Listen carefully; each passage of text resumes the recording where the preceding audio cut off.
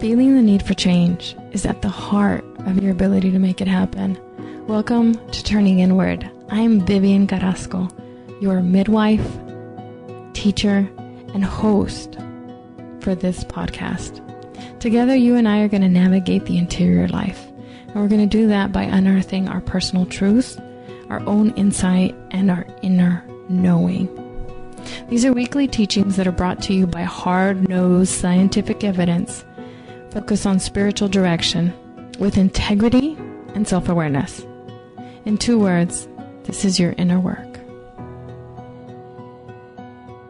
Welcome to the Turning Inward podcast hosted by Vivian Carrasco. Today, I have a very, very special guest for you. Now, I'm not going to lie, all the guests are special, but Mike Murphy, the one-man band, is super, super special. Hi, Mike. Hello, Vivian. I'm so excited. We're going to... So excited we're both talking.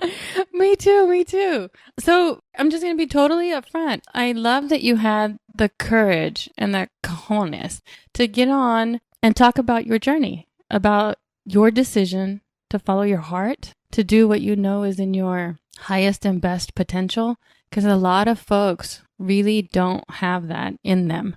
And I'm lucky that I've gotten a chance to get to know you and work with you in the past. And so I'm excited about bringing you on and sharing you with my audience. Well, I am very excited to be here and share my story. So let's get right into it. Tell us how you turned inward. What happened? Well, I mean, I've sort of always been on this slow path to doing something good for myself or doing something.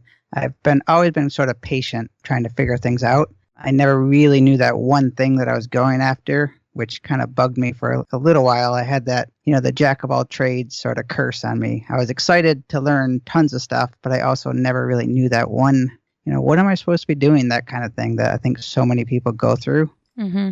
And, that beat me up for a little while because I just felt like I had a whole bunch of passion and good stuff to share, but I didn't quite know, what it is. In all honesty, I'm still, working through it, but I'm sort of attacking it in a different way now. I'm not stressing over trying to find something.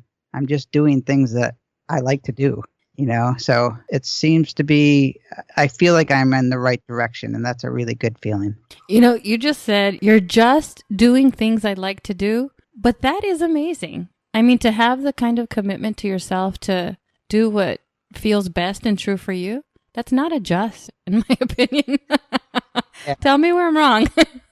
Yeah.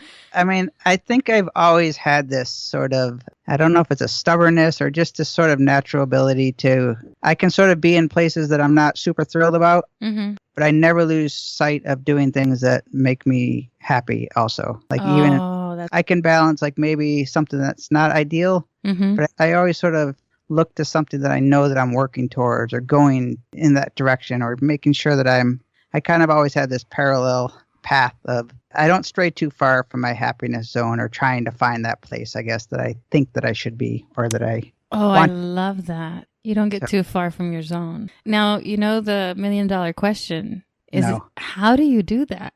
I don't know. I mean, it's just important to me I'll tell you one thing that how I do it.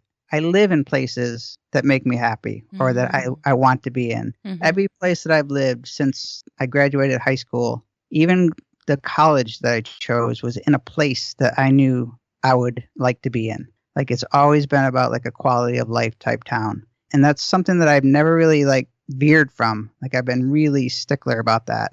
I think that's one way that I assure myself that I'm not going to get too far off a place that I want to be. So the geographical location to me is often something that grounds me or keeps me in check. That is a great, great strategy there. And I have the freedom to be able to do that, I guess, or, like tied to that one specific spot. But and you make that freedom, you create it for yourself. Yeah, I like to think so. Yeah. So your motto is learn, create, move forward. Yes. Say more about that. What does that mean? Well, it came when I was sort of developing the podcast, the brand and the name and all that stuff. And I like slogans and brands and logos, and that's something that it's a hobby of mine. But it was something that I tried to figure out really. It sort of came to me. It's not like unique sayings necessarily. It's not anything that people hadn't heard of, but the way they fit together really was everything. That I am a lifelong learner. Like in fact, that was sort of one of my trouble spots, is that I just consume tons of information. I love to just read and take tutorials and classes, and so that part was almost what made me make sure that I could do something online, because I was tired of consuming it all. Like I had this really big need to like put it out there. I just felt like I had too much in my head, And I love that feeling of being able to, like, when I see someone that needs something, like all I want to do is just give them the answers that I, I think I have or whatever. And I'm a creative. I've always been in a creative sort of space. I've never considered myself like an artist, but I always am making stuff and doing things. And I don't care what the finished product looks like. It's the act of just like always having to do something to kind of get my juices going, I guess. So I'm a learner. I know that I needed to make something. I think that's where the creating came, because I was just sort of stuck in this learning phase and I wasn't actually like making anything. So I knew that if I was going to get to a happy place, that I just had to start hitting publish and sharing. I mean, I had no social media. Like I deleted my Facebook account like years ago and I never even thought about getting it again, And here I am as this like crazy digital person, and I had no online presence to speak of, or at least any that I shared my own stuff. So I just thought I have to start making things if I'm going to move forward, and it just kind of made sense to me. I see that now. Yes, it was like almost in steps that I knew that I needed to go. I didn't know it right from the beginning, but when I sort of put the phrase together, I was like, that's actually exactly what I'm trying to do. Oh, that's amazing. I didn't know that story. Thank you for sharing that. You're welcome. Now, you said something earlier that really piqued my interest, and you said you attack things a different way now. Can you compare how you did it before, what your different way is now? Well, I was completely non-self-aware, and I did nothing based on really what I knew about myself, and I realized that was like such a huge thing of, why, I mentioned I was jack of all trades. And what I was realizing, I was kind of looking for something, because I honestly had no idea what I was good at. Like I never asked anybody, what do you think I'm good at? That thought never came to mind. Like I really didn't know that I was good at things that people were like, oh my God, you're like really good at that. Or this was so not self-aware that it was to the point of like almost embarrassing how little I knew like what I was good at. I never really gave myself credit for the things that I was good at, because I just never gave it a thought. And so, through people like you and, taking online tests and stuff, I just really started to like see how important. I mean, I had major revelations on stuff that people were kind of laughing at me like, how could you not know that? I was like, something I never thought about. So once I kind of started, getting these little words, like it was just the language of things that were associated with me, strengths, weaknesses, like it started to click a little bit. And so then I was like, everything I did, once I started getting these like words that related to me, and I didn't, I knew I had those qualities, but I just never connected them. I started to just ignore things that didn't really fit in that thing. Or if I saw something that was in that little buzzword space, I was like, oh yeah, I need to keep going that way. And it just kind of made the path a little bit clearer for me to see based on these little words that I never really paid attention to or knew. So yeah, so now I try to do everything with this space of mine where I know that I'm good at, or like really good at. Like I'm really sort of determined to just stay in that little spot while I'm kind of putting it all together. So I don't have to waste time, I guess, or energy doing things that I'm not supposed to be doing. So. And I can understand that completely. What comes easiest to us is like as close to us as a fish in water. We ignore it because it's not hard. Is that kind of the experience that you had? Yeah, I mean, I'm really guilty of that. I think everybody knows how to make websites and, or whatever the things. I'm terrible. I'm getting better. That's another way, I'm getting better at, realizing that not everybody doesn't do the same things or doesn't know the same things. So I really. We don't ever stop. I honestly had someone say to me when I told them what I do, they said, that must be really hard. And I was like, no, it's really easy and fun. And I was surprised. I was like, isn't this easy and fun for everybody? And they're like, no. Just today, a guy told me that he had no idea where do you even go to get a podcast? Like he had no idea. He was like in a kind of in a corporate type environment. I just was sort of like, huh. I mean, really had no idea what a podcast was. It just baffled me because, you know, when we're inundated and stuff, you sort of had to speak like, I know, you all know this. And some people are like, actually, I don't, you know? So speaking of that, because you are a genius at what you do know, I have experienced that firsthand. You have an exciting announcement to share. And I understand you're consulting now. You're freelancing. Yeah, I'm piecing it all together. I'm sort of making this full transition to, I'm going to be consulting on podcasting and just general content creation. This is where I struggle a little bit. It's funny because in my head, I know how focused I am, but yet the topics seem broad to some people. But I sort of lump the content creation and the podcasting people, the people who are doing both. You have to do everything, right? I mean, we wear so many different hats, and those hats are the things that I thrive on, and I love all the pieces of it. So it seems a little bit broad, but I'm really going after, you know, I'm trying to help people that really just struggle with, you know, like what tools do I use for this? And that's another thing that I've been noticing. People like, what do people just keep asking me over and over again? And it's always this sort of like one-off advice. How do I do this? How do I get this done? And that question and answer thing is a thing that like I find easy because I feel like I can see what they're wanting to do like really clearly. And so it's like kind of exciting for me because like I actually see what they hope to do. You know, it's that same thing when I was confused. I see it in other people really clearly where they should be or what they're wanting to do that they can't quite put their finger on. It seems exciting to me to be able to say like, this is going to help you, or I feel like I have that sort of a natural ability to sort of tailor, you know, solutions for people depending on where they are in their journey or their podcast or their, you know, their technical skills. So that's actually something that is sort of core to our human nature, is that very often we have blind spots to our own things, but when we see someone else, it's very, very apparent and visible. So that's why we're sort of our DNA, we're built to sort of be in tribes, to be together so that we can help each other in that way. No one person does it alone, even though you say, Mike, the one-man band. Yeah, I've always had this very independent nature, but I have this very strong need to be connected to people. Like, it's funny, I can be very alone and I'm totally okay with that. In fact, I spend a lot of time alone, but yet I'm definitely a tribe person because I don't need masses. I just I'm very loyal to like a small group of people generally. Like that's the way my outside life is. And I feel like the way I'm doing it, the way I'm carving my journey online, I'm sort of naturally doing that. You know, I want to reach the masses, I think. But it's funny how it's sort of naturally doing what I do with people. And this is sort of, I think, maybe where I'm finding a little bit of comfort in what I'm doing or thinking that I'm on the right path is that I'm no longer like fighting those like things. I'm actually sort of saying, oh, that's interesting. And yes, that's beautiful. I think when I first spoke to you a year or so ago, I was definitely not there. You know, I mean, in terms of like I was determined to figure this out today, or you know, I was impatient with myself, and now I'm not anymore. So, or at least not as much. Earlier, when you said people like you, and just now you sort of alluded to, you're sort of letting the cat out of the bag. I'm just going to share.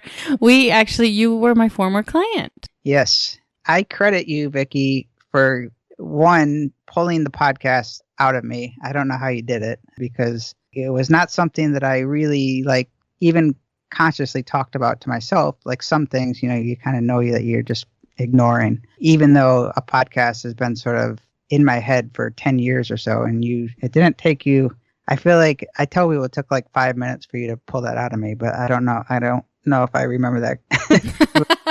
10 minutes.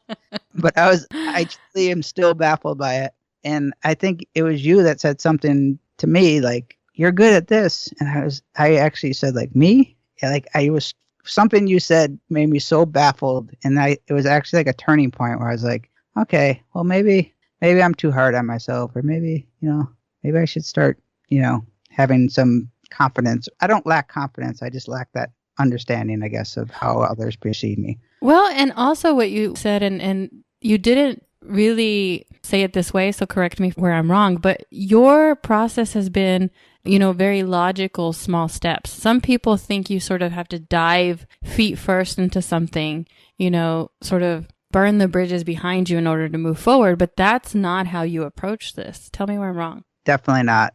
I mean, I was just thinking the other day that I think I'm on my third year of really just sort of chipping away at finding, developing this online space very methodically, but not super focused, for a while. I was just doing little things, like publishing a post or doing little things that I knew that I was just sort of planting seeds, I guess.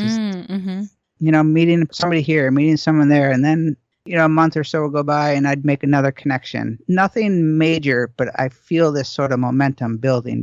It's been really, my family sort of looks at me I know they're thinking all right, you've been doing this for a while now, There's a part of me that's and when I tell people how much work this stuff takes to really do it right, you hear it online, the overnight sensation at 10 years, I believe that, I believe that it takes a long time to do it right, and I'm not one to sprint into something. I don't go head first with anything. I'm very deliberate and sort of, not cautious, but I'm sort of calculated. Well, and that's good. And here's the thing is that I don't think anyone listening here, I'll just speak from my own experience. We discredit our own nature too much, or I do. But when we follow sort of the natural way that we do things, everything feels safer, goes smoother, and just, for me, just happens in more right order than when I try to do, or have something that someone else has instead of looking at where my treasures are within. Yeah. So one of the things that the word that you used was awareness or self-awareness, and how that's changed over the years. What are some habits maybe or things that have changed in your life because of your awareness shifting? Well, honestly, to whoever's listening, the online test that a lot of people would sort of make fun of me for taking, I honestly feel like they changed me. Mm-hmm. I'm talking the 5-minute tests. I took a StrengthsFinder test, was one of the bigger ones. But again, once I learned those words, I was like, okay, I get this. This totally makes sense, right? So I felt like I had myself, I wasn't taking them word for word. It wasn't an extreme case, but I really was okay, I started to see these patterns of you are strategic. Strategic is a word that I would never have called myself, but it's exactly what I am. And that was my number one strength. And for it to be my number one strength and have no idea that was the word. And then once I heard that word, it made sense to do this or, to start doing these things. My next one was a learner, and, it had signs that I was a good teacher, so the podcast of me teaching strategic content strategy and stuff made sense. And so I guess I just started believing or paying attention to these little habits or little things that I was doing. And I'm relentless when it comes to once I sort of understand what I need to do, I just keep going. One thing it's going to be random, but just a year ago yesterday, I finished 365 days of posting on Instagram. Okay. Every day for 365 days. I didn't miss a day. You didn't miss a day? Not one day. Discipline. Right. But it was I love photography. I'm not a photographer. I'm a hobby photographer. I've worked in the photography business for a long time, but it's not, I'm not a professional. I don't want to be a professional photographer. I love it, Mm-hmm. It's really that act of doing it over and over again. I think I just been in this constant state of training and practicing myself to just be to do the things that I normally wouldn't do, but I know that I needed to do.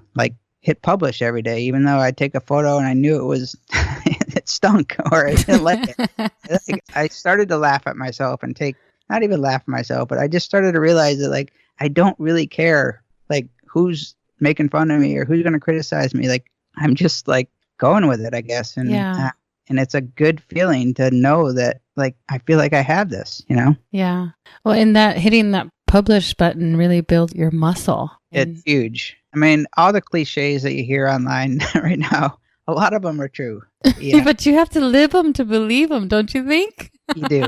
And there's so many that I'm the first to admit, I think after this article I wrote him, I said, I usually don't stress about goals because I usually break them. If I self-inflict them, I lose interest or I get bored or I just, And I don't even beat myself up over them. I usually just, whatever. But the fact that I did this every day, after like 3 months, 4 months, you kind of start to say like, well, I don't want to ruin the streak now, But it made like a huge difference to me as a person. And it was just like a great exercise. And, so if I saw the value in that, my hope is that I will, keep adding to these little habits, I mean, that's like the whole thing of habits, right? Yeah.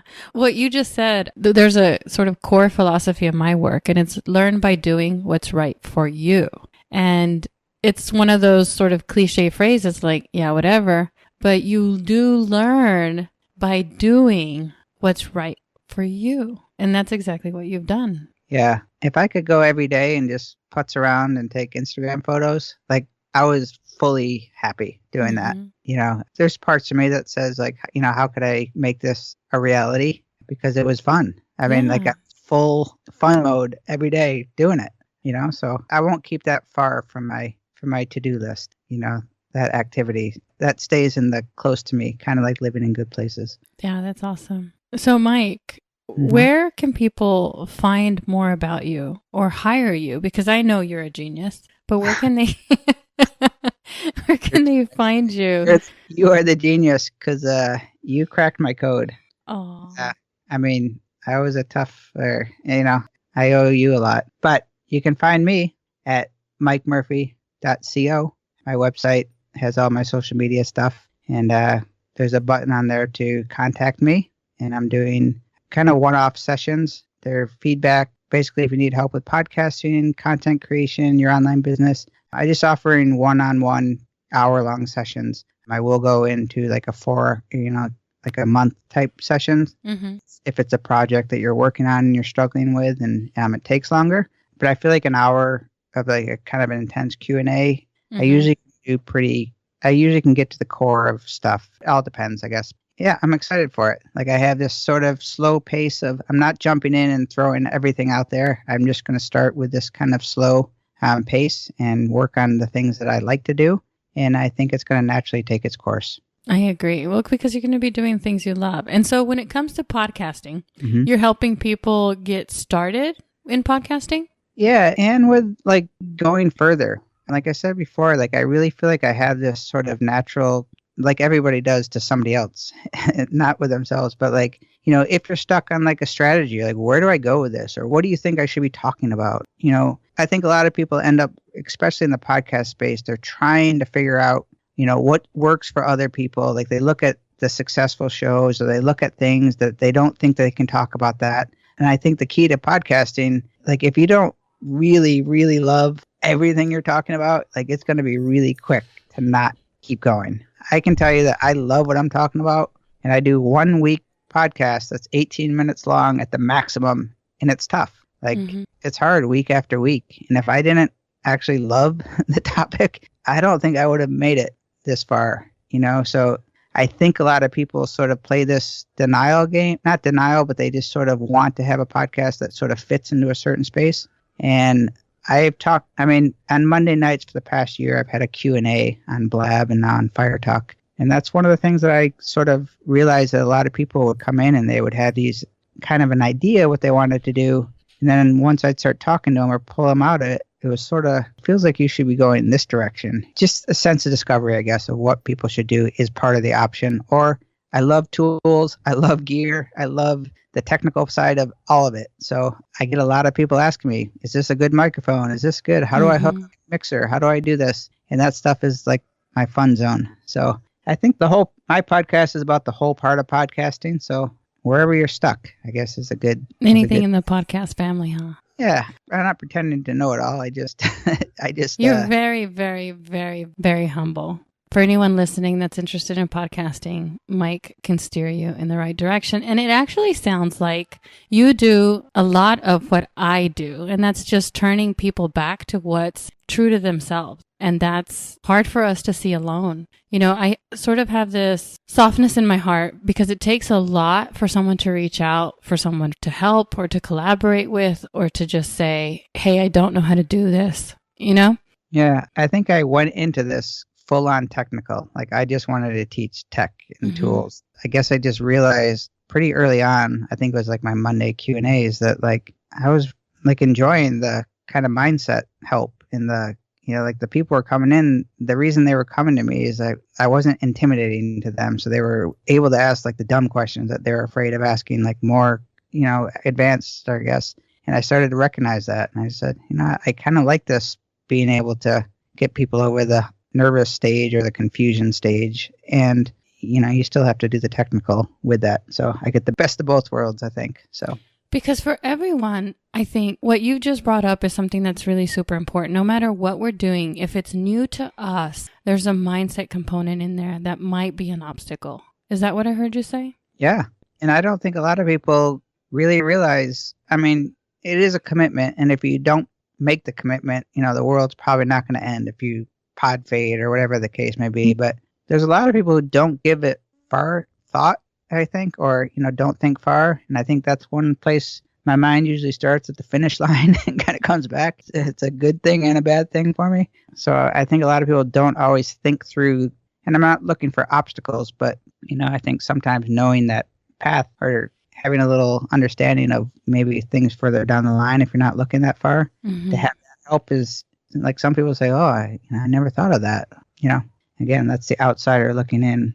Well, and that's because you're strategic by nature. You can hold where you are now and also see what's way, way ahead. And I just pulled up my strengths.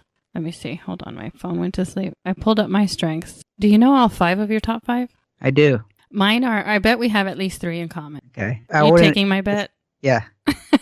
So I am strategic, connectedness, positivity, input, and activator. Oh, no. We're only one. Just strategic? Yep. But I need an activator. That's what it was. That's what it was. Because there was a conversation we had recently, and I hope it's okay to share. I made a suggestion based on what you were sharing, and you're like, are you reading my mind? The activator is the thing that, or the other, the complementary thing. I'm screwing the order up, I think. Strategic, achiever, learner, relator? I'm relator. Okay, so we're that, right? So we're 2. Oh, no, I'm not a relator. I'm a connectedness, but they're very closely related. Relator and achiever, responsibility. There's the discipline right there. Yeah, if I don't do something every day, I beat myself up, and I'm pretty hard on myself. But you're getting better, right? Yeah, I think of it as sort of, I follow through on, I need to get better on following through on things that I self-set. Much better at doing things that I commit to than I am to my own personal. That's for everyone, Mike. It's even for me. I'll actually sometimes pretend to have a deadline to someone else if it's just for me, because I just don't, there's not as much value in it. Yeah, that's a problem a lot of people face. I definitely wish I was as good for myself as I do to the responsible side of me. But well, and for me, because I'm really good at the connectedness and input, like I can put the dots together. And then the activator sort of is that gentle nudge off the ledge. I guess that's one of my superhuman superpowers, or whatever you say, like the internal genius that I ignored for a very, very, very long time. Yeah, the activator is the one that's supposed to get the stuff done, or get it. I'm not doing it because I'm not a good follow through, but I am good at getting other people to do it. Well, you made me commit to a podcast in 30 days, which I think it was 30 days or something that we decided. You were like, okay, pick a day. And I was thinking, 6 months to a year or so. And you said, no, like a couple weeks. I was like, what? But I did it. I was stressed. It was learning everything in 30 days. But I probably would not be.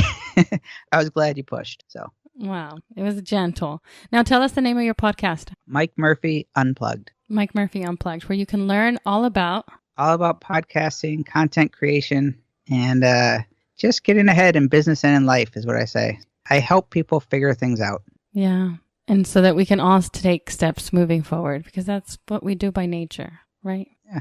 I don't like to see people frustrated by not being able to get unstuck. Exactly. Yeah.